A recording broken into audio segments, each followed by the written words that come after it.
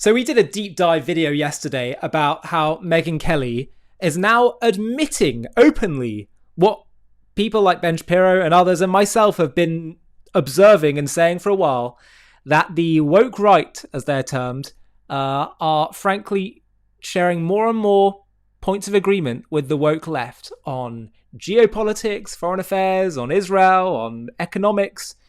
And now we've reached a new milestone where they themselves are admitting it. I want to show you Ben Shapiro's reaction to what Megyn Kelly's most recent performance on the Sean Ryan show, what she said there. But let me just first show you this clip that we're talking about specifically.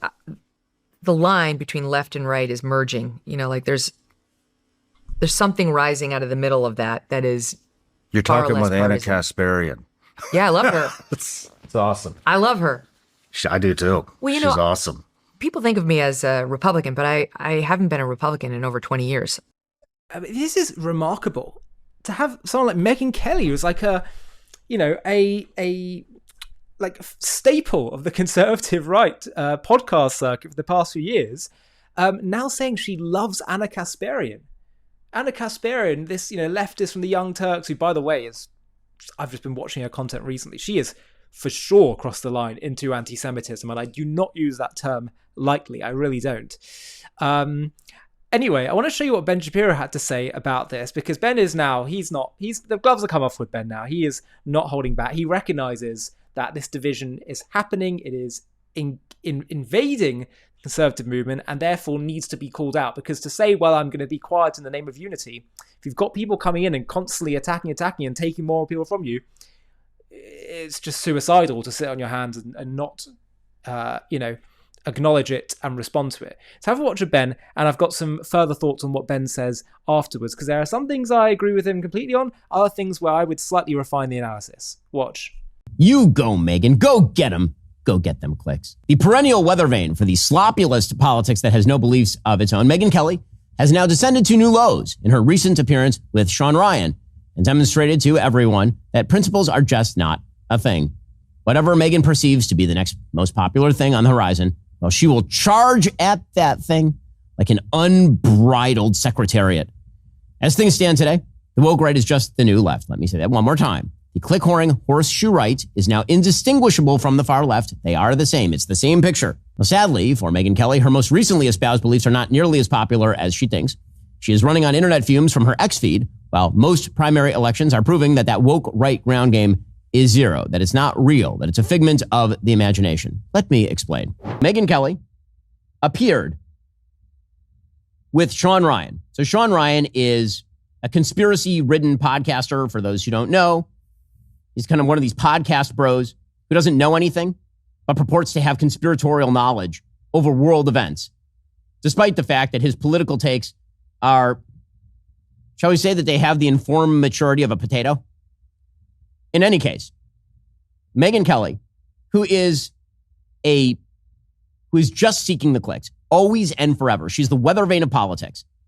Whichever way the wind blows, that is the direction that Megyn Kelly will move. Never has a political parade begun with Megyn Kelly at the front that has ended without Megyn Kelly at the front twirling a baton. Well, now, the lady who was campaigning with Trump, rah, Trump, right? She went from Trump is the worst thing in the world, literally the worst, in 2016, to he is the greatest. You remember, I don't have to retell the story, the sordid tale. She went from I'm a defender of women and young mothers, to still, I'm checking my clock here, checking the watch. It is June 3rd. Charlie Kirk was assassinated 9 months ago.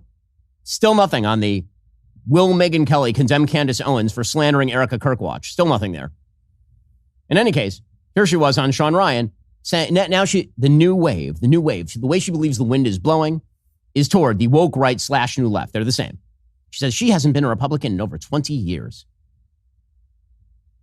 The line between left and right is merging. There's something rising out of the middle of that is not for some of us. You're talking with Anna Kasparian. Yeah, I love her. It's awesome. I love her.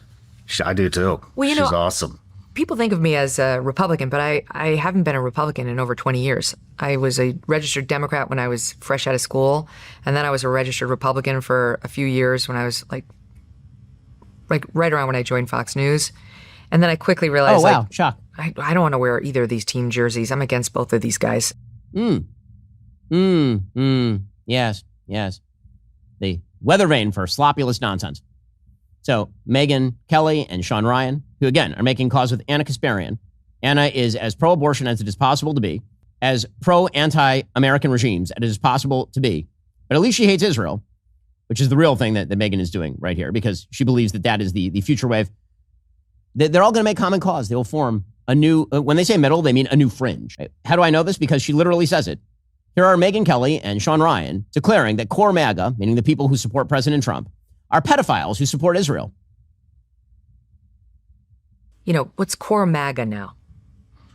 I have no idea. I think I know. Trump has said from the beginning... Pedophile supporting Israeli lobby? Well, I have no idea. Need a different acronym. Just vile and disgusting. Core MAGA is pedophiles supporting the Israeli lobby. You know, the only thing I will say is that I'm very glad that President Trump won in 2024, because now he can say the word retarded. And it would be impossible to describe these exchanges without use of that very specific word. This is retardation at an almost unparalleled level. Truly. And then, of course, the idea here is that it's all about Israel. It's always and forever all about Israel, because this is the thing that gets them clicks. Go get them clicks. Girl, you got to get them clicks. Okay, now, the point that I'm making here, the reason that I bring this up is not just to rip on Megyn, although, frankly, it's, I will say, I told you so, but the reason that I bring this up is because you know what hasn't happened? Megyn Kelly's politics here, or Tucker Carlson's, or Candace Owens, fresh from Moscow. Those politics have not infused the Republican Party. The Republican Party has divided itself off from that. They are not following these people down the primrose path. You are not seeing Tucker Carlson's favored candidates win wide scale across America. You are not seeing that happen. You're not seeing the Republican Party embrace the politics, the bizarre, conspiratorial, anti-Israel bullshit. You're not seeing that happen from the Republican Party. You're seeing them excised. Now they're out there making common cause with Anna Kasparian. I think that we are moments away from the Megyn Kelly Hassan Piker crossover episode. I think that's where we're going here. I mean, there is a reason why Russia Today is reposting Megyn. If you want to, it's not as though the Russian op here is particularly subtle. It is not. Russia Today literally reposted that clip. Quote, MAGA will feel the way I want them to feel. Megyn Kelly on Trump pivot. But now he's defined MAGA as agreeing with Mark Levin, meaning your main issue is what's best for Israel. You must be a neocon. MAGA is dying. MAGA equals pedophile supporting Israeli lobby. All of that being put out by Russia Today because they love this stuff. This is their favorite. This is their op. Again, the politics of Megyn Kelly and Sean Ryan and Tucker Carlson and Candace Owens are indistinguishable from the politics of Hassan Piker at this point.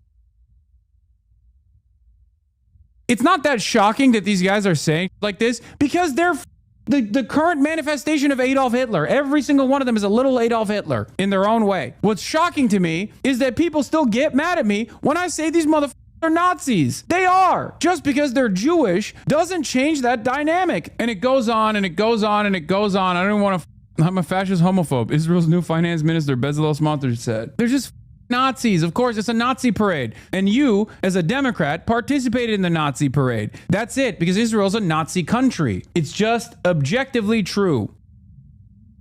That's the horseshoe common party that people want to put together. What does that really mean? Well, as people like the Hassan Pikers and the Zoran Mamdanis take over the Democratic Party, people who are members of the quote-unquote woke right, they will move over to the Democratic Party. That is the thing that will happen. So some great points there from Ben. There's two things that I would just slightly refine in my view. First of all, Ben says, look, the evidence shows that they think they get loads of clicks and support for going down this woke right, or woke Reich, as Netanyahu called it, path. But actually, in reality, it doesn't manifest in votes, as evidenced by the recent elections. For example, Thomas Massie, where he lost.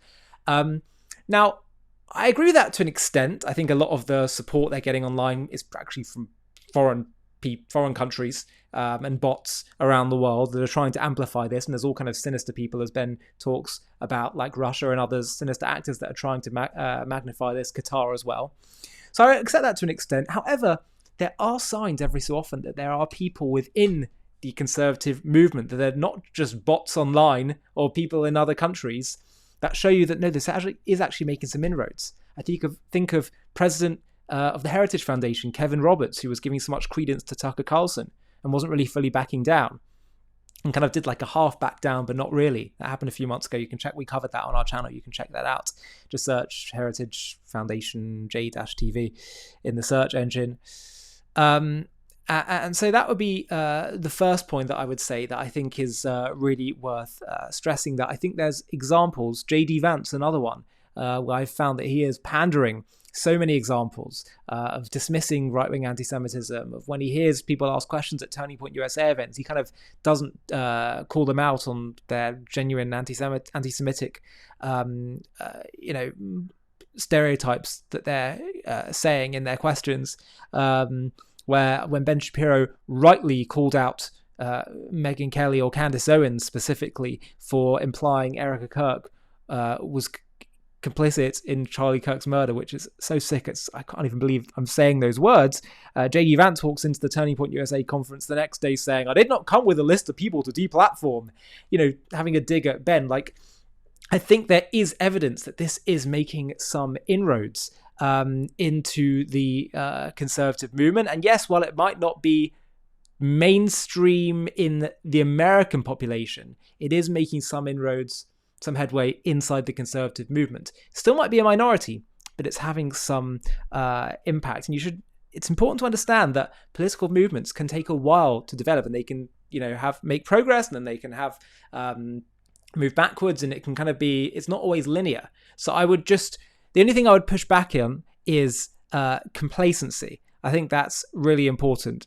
And there was a second point that I wanted to make, and for some reason, it's completely escaped my memory. So I'll have to try and remember whatever that point was in the next video. Thanks so much for watching. And before I finish, you have to check out this new trailer for this documentary we've created. This one is so eye-opening on one of the most controversial subjects in the world today. Have a watch. On October 28th, 2023, just days after the Hamas October 7th massacre, Benjamin Netanyahu, Prime Minister of Israel, stood before the cameras and quoted it. The Israel critics reacted with horror, but almost nobody stopped to ask, what does it actually mean? Amalek. The word is thousands of years old. It appears in the Torah, the Bible, in the Talmud, in the writings of the great rabbis. The Torah command is clear. Amalek must be wiped out. And yet, most people have almost no idea what Amalek really is. Because Amalek is not simply an ancient tribe, it's a force, a spiritual virus, the voice inside civilizations and inside every single human being that whispers, nothing is sacred, morality isn't worth it, and it sees as its greatest enemy the Jews. 3,000 years of Jewish wisdom says this force is the most dangerous thing in the world. And amazingly, the Talmud, written almost 2,000 years ago, names a place it calls Germamia, and it predicts if this force were ever fully unleashed, it would destroy the world. Germamia sounds familiar. Centuries later, the Jewish thinkers who crawled out of the Nazi death camps sat with that passage and felt the ground move beneath them. In this JTV Plus documentary, we're going to reveal what Amalek really is, what the commandment to eliminate Amalek really means, and why its defeat is the condition for the redemption of the world. To watch this JTV Plus documentary and access much more premium content, click on the link in the video description.